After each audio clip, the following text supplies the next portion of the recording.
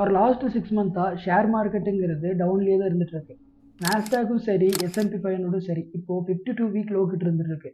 So மார்க்கெட்டே டவுனாக இருக்கிற இந்த நேரத்தில் நிறைய பில்லியனர்ஸ் அவங்க நெட்ஒர்த்தை லூஸ் பண்ணிட்டு இருக்கும்போது ஒருத்தர் மட்டும் $21 பில்லியன் இன்க்ரீஸ் பண்ணியிருக்காரு. ஸோ அவர் தான் நம்ம வாரன் பஃபட்.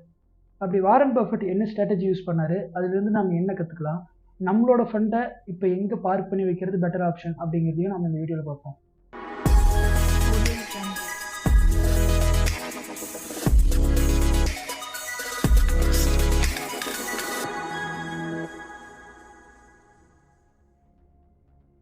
பெரிய பெரிய பில்லியன்ஸில் பார்த்தீங்கன்னா அவங்களோட நெட்ஒர்த்தை பெரும்பாலும் ஷேர்ஸாக தான் வச்சுருப்பாங்க. எப்பெல்லாம் ஷேர்ஸோட ப்ரைஸ் டவுன் ஆகுதோ அப்பெல்லாம் அந்த ஷேர்ஸை ஹோல்டு பண்ணியிருக்கிற பில்லியனரோட நெட்ஒர்த்தும் டவுன் ஆகும். அப்படி தான் இந்த உலகத்தோட ரிச்சஸ்ட் பர்சன்ஸான Jeff Bezos, Mark Zuckerberg, Elon Musk, Bill Gates இவங்களோட நெட்ஒர்த்தெல்லாம் பில்லியன் கணக்கில் ட்ராப் ஆகிருக்கு. ஸோ இவங்கெல்லாம் இந்த நெட்ஒர்த்தை லூஸ் பண்ணிட்டு இருக்கிற இதே சமயத்தில் வாரன் பஃபட் மட்டும் அவரோட நெட்ஒர்த்தை $21 பில்லியன் இன்க்ரீஸ் பண்ணியிருக்காரு.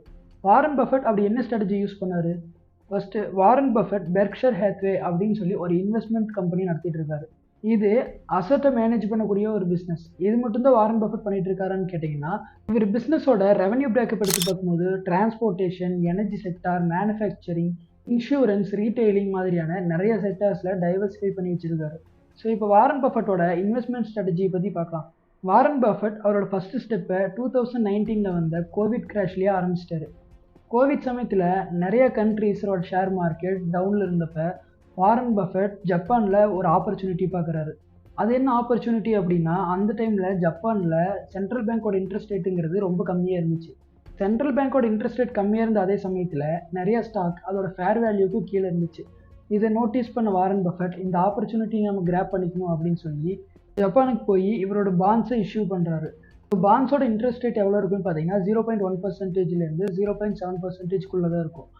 அப்படி இஷ்யூ பண்ண பாண்ட்லேருந்து வந்த அமௌண்ட்டை வச்சு இவர் ஜப்பானில் ஒரு 5 ஸ்டாக் வாங்குறாரு. அந்த 5 ஸ்டாக்குமே பார்த்தீங்கன்னா இயர்லி 3 to 5% டிவிடெண்ட் ஈல்டு கொடுக்கக்கூடிய கம்பெனிஸ்.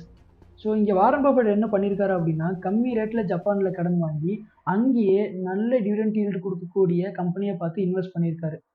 2019 மட்டும் இல்லாமல் 20, 21, 22, 23ன்னு எவ்ரி இயர் இவர் நிறைய பாண்ட்ஸை இஷ்யூ பண்ணிகிட்டே இருந்திருக்காரு. ஸோ ஏவரேஜாக இவரோட இன்ட்ரெஸ்ட் ரேட்டுன்னு பார்த்தீங்கன்னா 0.5 அரௌண்டு தான் இருக்கும். ஸோ 0.5% இன்ட்ரெஸ்ட்டுக்கு ஜப்பான்லேருந்து கடன் வாங்கி அதே கண்ட்ரியில் 3%லேருந்து 4% வரைக்கும் டிவிடெண்ட் ஈல்டு கொடுக்கக்கூடிய கம்பெனியில் இவர் இன்வெஸ்ட் பண்ணியிருக்காரு. ஸோ இவர் ஜப்பானில் வாங்கின லோனுக்கான ரீபேமெண்ட்டை அதுலேருந்து வர டிவிடெண்ட்டை வச்சே ரீபே பண்ணிட முடியும். ஸோ வாரன் பஃபட் ரெண்டாவதாக பண்ண ஸ்ட்ராட்டஜி ஸ்டாக்ஸை செல் பண்ணுறது. வாரன் பஃபட்டே சொன்ன ஒரு குவாட் இருக்கு, be fearful when others are greedy, be greedy when others are fearful. மார்க்கெட்டில் எல்லாரும் ஸ்டாக்கை வேகமாக பை பண்ணிட்டு இருக்கும்போது நீங்கள் அந்த இடத்துல செல் பண்ணுங்க. எப்போ மக்கள் பயந்து செல் பண்ணுறாங்களோ அந்த இடத்துல நீங்கள் பை பண்ணுங்க அப்படிங்கிறது தான் இந்த குவாட்டோட மீனிங். 2024 ஆர்டிஃபிஷியல் இன்டெலிஜென்ட்டோட பூம் இருந்துச்சு.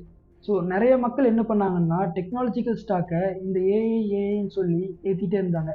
ஸோ இதை பார்த்த வாரன் பஃபட் அப்போ ஸ்டாக்கை செல் பண்ண ஆரம்பித்தார். இன்ஃபேக்ட் 2024 மட்டும் $134 பில்லியன் ஒர்த்தான ஸ்டாக்கை இவர் செல் பண்ணியிருக்காரு. இவரோட மேஜர் செல்லிங் அப்படின்னு பார்த்தீங்கன்னா ஆப்பிள் தான்.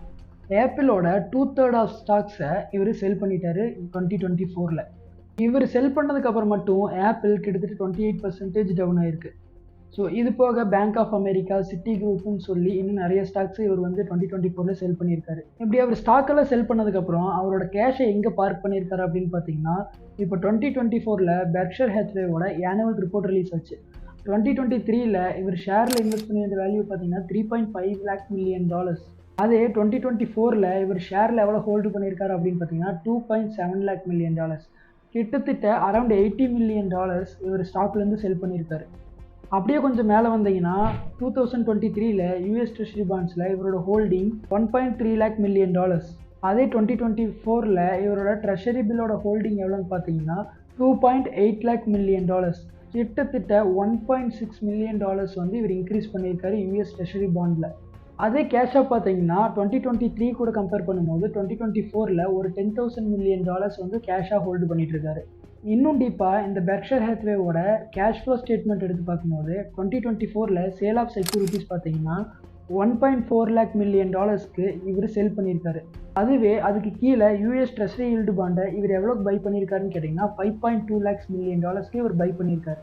ஸோ இந்த பெர்க்ஷைர் ஹேத்வேவோட பேலன்ஸ் ஷீட்டையும் கேஷ் ஃப்ளோவையும் பார்க்கும்போது இவர் செல் பண்ண ஸ்டாக்குக்கான கேஷ் எல்லாமே யூஎஸ் ட்ரெஷரி பாண்டில் பார்க் பண்ணி வச்சுருக்காருங்கிறது தெரியுது. வாரன் பஃபெட்டையும் பாண்ட்ஸில் இன்வெஸ்ட் பண்ணணும். நான் ப்ரீவியஸ் வீடியோஸில் சொன்ன மாதிரி பெரிய பெரிய இன்வெஸ்டர்ஸ் எல்லாம் மார்க்கெட் கிராஷ் ஆக போகுதுன்னு தெரிஞ்சால் அவங்க ஃபண்டை சேஃப்டி பண்ணுறதுக்காக இந்த மாதிரி பாண்ட்ஸில் இன்வெஸ்ட் பண்ணி வைப்பாங்க. ஸோ அதுதான் வாரன் பஃபெட்டும் பண்ணியிருக்காரு. ஸோ நிறைய இன்வெஸ்டர்ஸும் சரி, எக்கனாமிஸ்ட்டும் சரி, மார்க்கெட் ரொம்ப ஹைலி ஓவர் வேல்யூடாக இருக்குது, கூடிய சீக்கிரம் ஒரு ரெசெஷன் வரும் அப்படின்னு சொல்லி எக்ஸ்பெக்ட் பண்ணுறாங்க.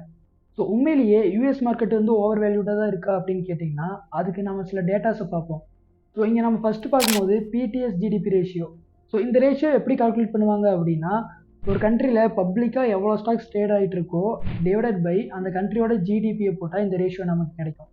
ஸோ அமெரிக்காவில் பப்ளிக்காக எவ்வளோ ஸ்டாக்ஸ் ட்ரேட் ஆகிட்டு இருக்குது அப்படிங்கிறத ஃபைண்ட் பண்ணுறதுக்கு ஒரு இண்டெக்ஸ் இருக்குது. அந்த இண்டெக்ஸோட பேர் வில்ஷர் 5000. ஸோ இந்த வில்ஷர் 5000 டிவைடட் பை அந்த கண்ட்ரியோட ஜிடிபி போட்டோம்னா நமக்கு ஒரு பர்சன்டேஜ் கிடைக்கும். அந்த பர்சன்டேஜ் 100க்கும் மேலே போச்சு அப்படின்னா மார்க்கெட் ஓவர் வேல்யூ அப்படிங்கிறது அர்த்தம். இந்த பர்சன்டேஜை நம்ம ஒரு சார்ட்டாக பார்த்தோம் அப்படின்னா எப்பெல்லாம் இந்த ரேஷியோ 100 தாண்டுதோ அப்பெல்லாம் மார்க்கெட்டில் ஒரு கிராஷ் நடந்திருக்கு. 2000 .com பபிள் வரும்போது இதோட பர்சன்டேஜ் 135. 2008 ஹவுசிங் ஃபினான்ஷியல் கிரைசிஸ் வரும்போது இது கிட்டத்தட்ட 100-102 ஸ்டேஜில் இருந்திருக்கு. ஸோ இப்போ இதோட கரண்ட் ரேஷியோவை எவ்வளோ இருக்குன்னு பார்த்தீங்கன்னா கிட்டத்தட்ட 170 கிட்ட இருந்துட்டு இருக்கு. இதை வச்சு பார்க்கும்போது மார்க்கெட் இப்போ ஹைலி ஓவர் வேல்யூடாக இருக்குது. ஸோ இது மட்டும் இல்லாமல் S&P 500ஓட ப்ரைஸ் டு புக் ரேஷியோ பார்த்தீங்கன்னா இப்போ கரண்ட்டாக 4 கிட்ட இருந்துட்டு இருக்கு. இந்த ப்ரைஸ் டு புக் வேல்யூங்கிறது 1 கிட்ட இருந்தால் அது ஃபேர் ப்ரைஸ் அப்படின்னு சொல்லுவாங்க. ஆனால் இப்போ S&P 500ஓட ப்ரைஸ் டு புக் பார்த்தீங்கன்னா கிட்டத்தட்ட 4 கிட்ட இருந்துட்டு இருக்கு. ஸோ இதை பார்க்கும்போதும் அமெரிக்கா மார்க்கெட் உண்மையிலேயே ஓவர் வேல்யூட் அப்படிங்கிற மாதிரி தான் தெரியுது. அமெரிக்காவில் தானே மார்க்கெட் ஓவர் வேல்யூடு, ஸோ இந்தியாவில் என்ன பிரச்சனை அப்படின்னு கேட்டிங்கன்னா, நான் சேனலோட இனிஷியல் ஸ்டேஜ்லேருந்து சொல்லிட்டு இருக்கிற ஒரு விஷயம், இப்போ வேர்ல்டுங்கிறது இன்டர் கனெக்டட். ஸோ எந்த கண்ட்ரியில் எந்த ப்ராப்ளம் நடந்தாலும் அது இந்தியாவையும் அஃபெக்ட் பண்ணும். அமெரிக்காவில் ரெசிஷன் வருது அப்படின்னா அதோட இம்பேக்ட் கண்டிப்பாக இந்தியாவிலேயே இருக்கும். ஸோ இந்த மாதிரியான ஒரு சுச்சுவேஷனில் நம்ம மணி எங்கே பார்க் பண்ணி வைக்கலாம்? இட் டிபெண்ட்ஸ் ஆன் உங்கள் மைண்ட் செட்டு தான்.